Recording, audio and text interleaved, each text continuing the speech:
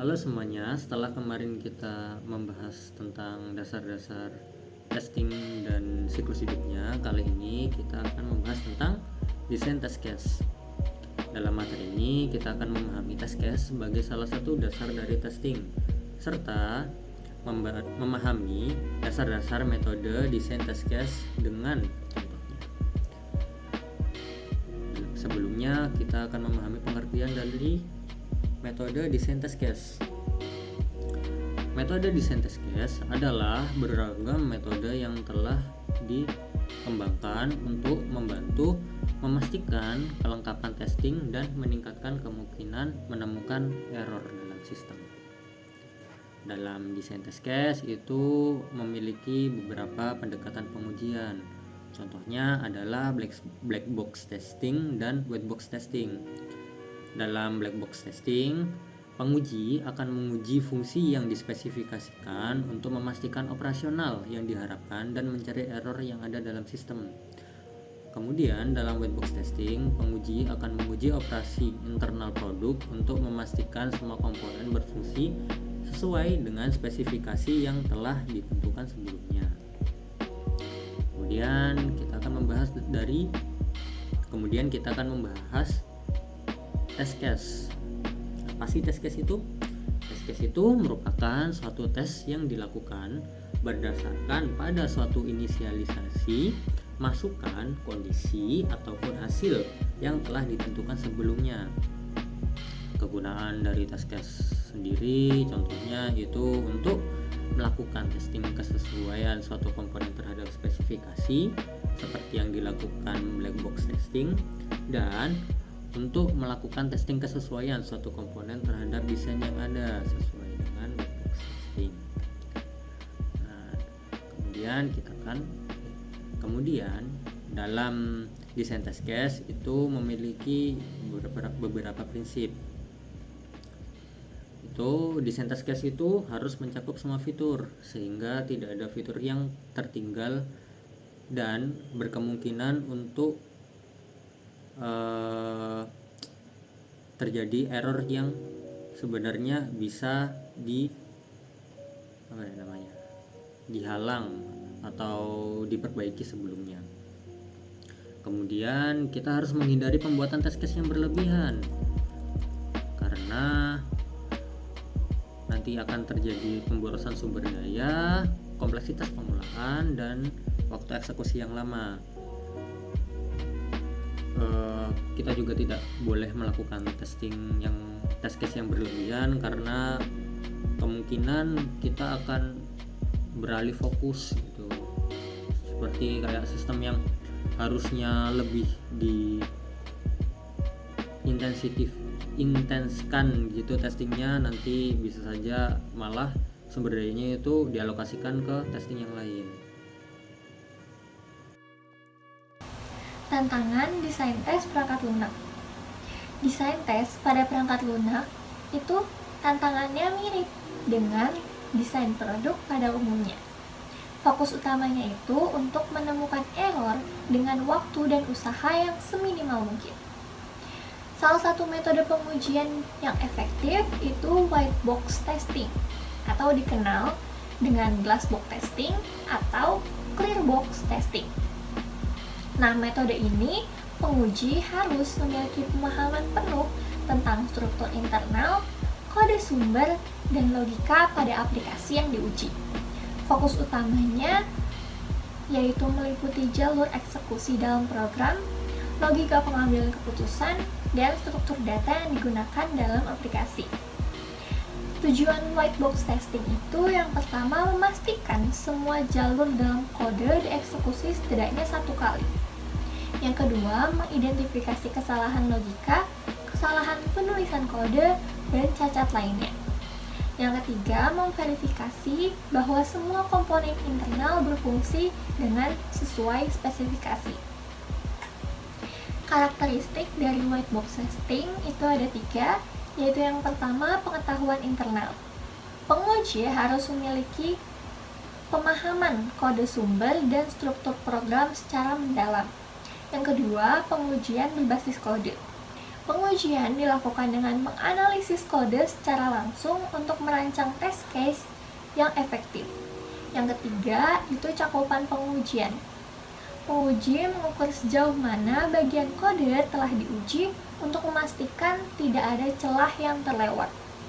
Nah, metode untuk pengujian dalam white box testing itu ada 4. Yang pertama, cakupan pernyataan.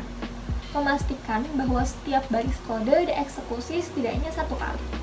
Yang kedua, cakupan cabang. Menguji semua kemungkinan cabang keputusan dalam kode seperti kondisi if atau else untuk memastikan semua jalur logika berjalan dengan benar. Yang ketiga itu cakupan jalur. Nah, menguji semua jalur independen dalam program untuk mendeteksi potensi error pada kombinasi logika yang ada. Yang keempat itu loop testing. Memastikan semua perulangan loop berfungsi sesuai harapan, termasuk pengujian batasan interaksi, kondisi keluar dari loop, dan kemungkinan terjadinya infinity loop. Kelebihan white box testing. Yang pertama, meningkatkan ketelitian dalam mengimplementasikan perangkat lunak. Yang kedua, memudahkan dalam menemukan kesalahan atau bug dalam perangkat lunak yang sebelumnya tidak terlihat. Yang ketiga, memudahkan pengujian karena dilakukan secara menyeluruh sehingga memperkecil kemungkinan terjadinya error pada kode. Yang keempat, meminimalisir error atau bug karena pengujian dapat dilakukan sebelum perangkat lunak diluncurkan. Kekurangan white box testing. Yang pertama, menyusahkan karena pengujian ini cukup kompleks. Yang kedua, memerlukan waktu kembali ketika menambahkan atau mengganti kode karena perlu menguji keseluruhan kode kembali.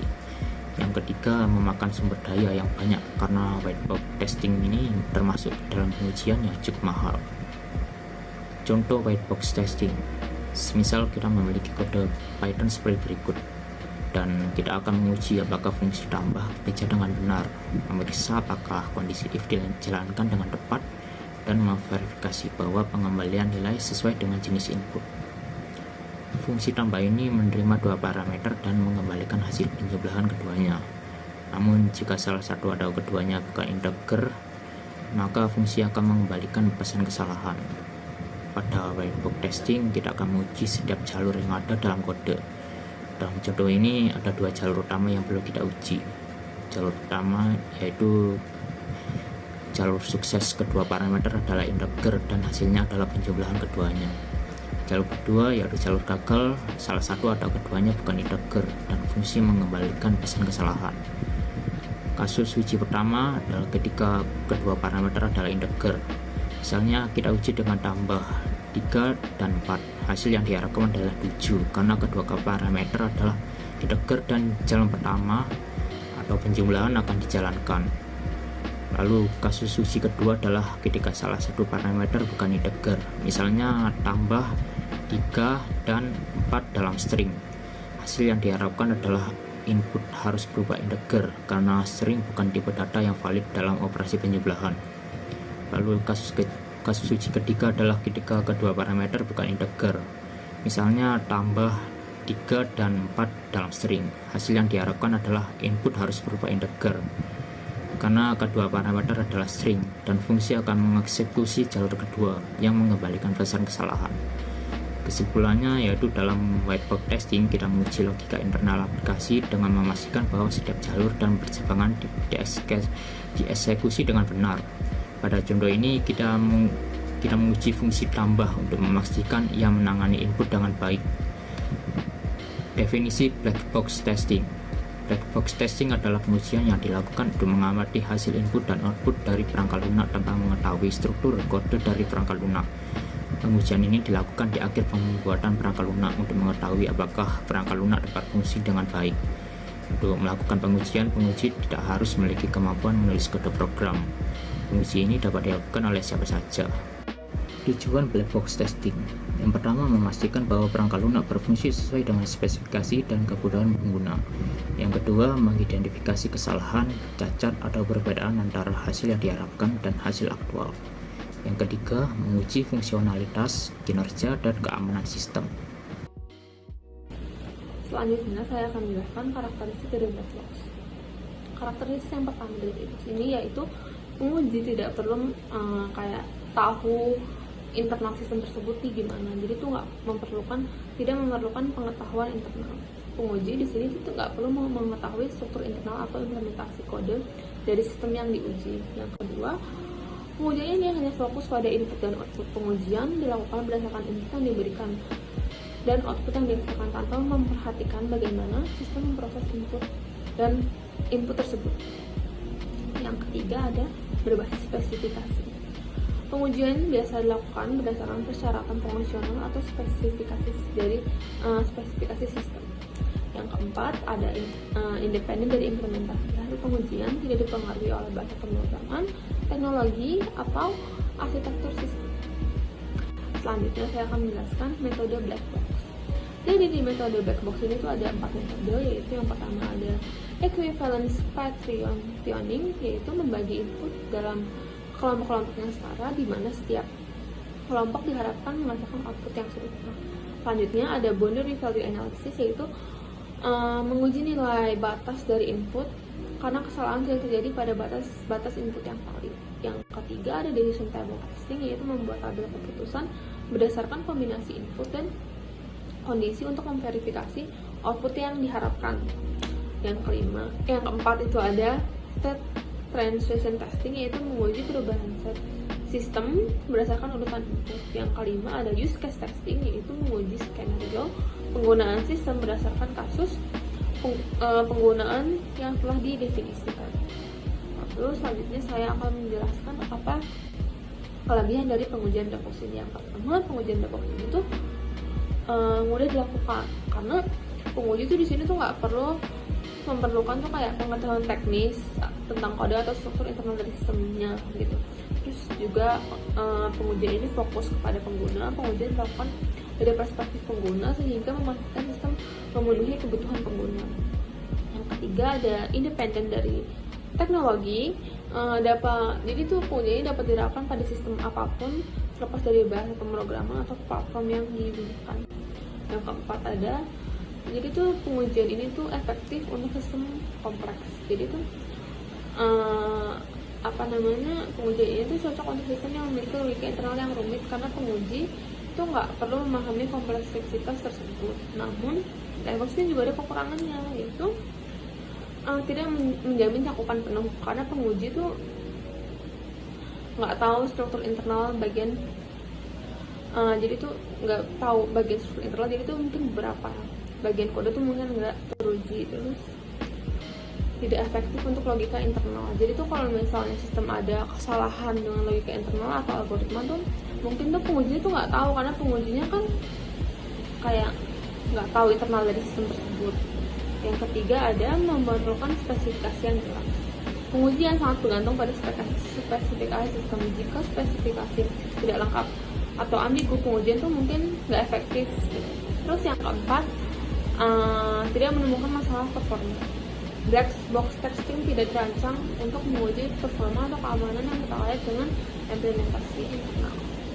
Jadi contohnya black box itu apa sih? Jadi misal kayak pengujian aplikasi kalkulator, inputnya pengguna memasukkan angka operator 5 tambah 3, habis itu tuh outputnya sistem menambahkan hasil 8. Nah di sini penguji tuh nggak perlu tahu gitu loh kayak algoritma perhitungan yang digunakan tuh gimana.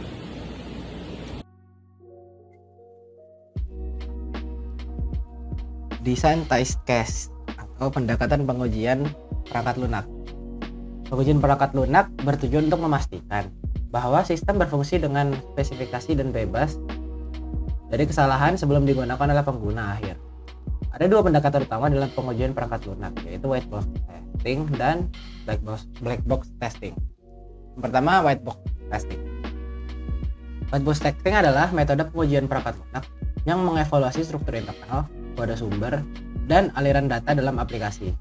Pengujian ini dilakukan dengan memahami cara kerja sistem secara mendalam sehingga memungkinkan pengujian semua jalan eksekusi yang mungkin terjadi dalam kode. Ada beberapa karakteristik white box testing. Pertama yaitu berbasis kode sumber dan dilakukan oleh pengembang atau tester dengan pemahaman teknis yang mendalam. memeriksa struktur kontrol program seperti percabangan, perulangan, dan kondisi logis, membantu mengidentifikasi bagian kode yang tidak digunakan atau jalur eksekusi yang belum diuji. Ada beberapa teknik dalam white box testing, yaitu statement coverage, yaitu memastikan setiap baris kode dijalankan setidaknya satu kali, branch coverage, yaitu menguji semua kemungkinan cabang dalam struktur terkendali, path coverage, yang menelusuri semua jalur eksekusi dari awal hingga akhir dalam suatu program, loop testing, yang menguji perulangan untuk berbagai kondisi, data flow testing, yang menganalisis beberapa variabel dianalisis, diinisialisasi, modifikasi, dan digunakan dalam kode. Selanjutnya ada black box testing. Black box testing adalah metode pengujian perangkat lunak yang menilai fungsionalitas sistem berdasarkan spesifikasi tanpa memperhatikan implementasi internalnya. Tester hanya melihat input dan output tanpa memahami bagaimana proses dilakukan dalam sistem. Berdasarkan spesifikasi sistem dan dilakukan tanpa melihat kode sumber. Black box testing mengevaluasi apakah sistem penghasilan output yang sesuai dengan input yang diberikan digunakan untuk menguji validitas, ketahanan, kapabilitas, dan kinerja aplikasi. Ada beberapa teknik dalam black box testing, yaitu equivalence partitioning, boundary value analysis, decision table testing, state transition testing, dan error guessing. Selanjutnya ada fokus pengujian. White box testing menguji struktur internal sistem dan berbeda dari black box testing yang menguji fungsionalitas tanpa melihat implementasi. White box testing memeriksa alur kontrol dan logika kode, sedangkan black box testing menilai apakah sistem bekerja sesuai spesifikasi. White box testing digunakan dalam pengujian unit dan integrasi kode, sedangkan black box testing digunakan dalam sistem pengujian dan akseptasi. Selanjutnya ada design test case. Test case adalah dokumen yang berisi rangkaian kondisi dan skenario yang dirancang untuk menguji apakah suatu sistem bekerja sesuai dengan spesifikasi yang diharapkan. Elemen-elemen penting dalam test case yaitu yang pertama ada ID test case. Digunakan untuk mengidentifikasi unik untuk setiap test case. Deskripsi, penjelasan singkat tentang apa yang diuji. Input data yang diberikan untuk menguji sistem. Langkah pengujian, urutan tindakan yang harus dilakukan. Hasil yang diharapkan, yaitu output yang diharapkan jika sistem berjalan dengan benar, dan status untuk menunjukkan apakah pengujian lulus atau gagal. Contoh sederhana test case adalah seperti ini. Selanjutnya ada kelebihan dan kekurangan. Kelebihan white box testing pertama ada mengidentifikasi kesalahan dan implementasi logika internal, menganalisis tiap jalur eksekusi kode. Dan black box testing memiliki beberapa kelebihan, yaitu tidak membutuhkan pemahaman teknis dan memungkinkan pengujian berbasis skenario pengguna. Ada juga kekurangan dari kedua testing tersebut. Yang pertama, white box testing membutuhkan waktu lebih lama dan lebih kompleks, membutuhkan pemahaman mendalam tentang kode, sedangkan kekurangan black box testing tidak mengidentifikasi kesalahan dalam kode sumber dan bergantung dalam spesifikasi sistem yang jelas. Kesimpulannya adalah white box testing dan black box testing adalah pendekatan yang saling melengkapi dalam pengujian perangkat lunak. White box testing akan lebih teknis dan berfokus pada kode sumber, cocok untuk pengujian unit dan optimalisasi kode. Sedangkan black box testing berorientasi pada fungsionalitas sistem, cocok untuk menguji pengalaman pengguna akhir. Kombinasi kedua metode ini menghasilkan pengujian yang menyeluruh, meningkatkan kualitas perangkat lunak secara keseluruhan. Sekian presentasi dari kami. Semoga bermanfaat dan maaf jika ada kesalahan. Terima kasih.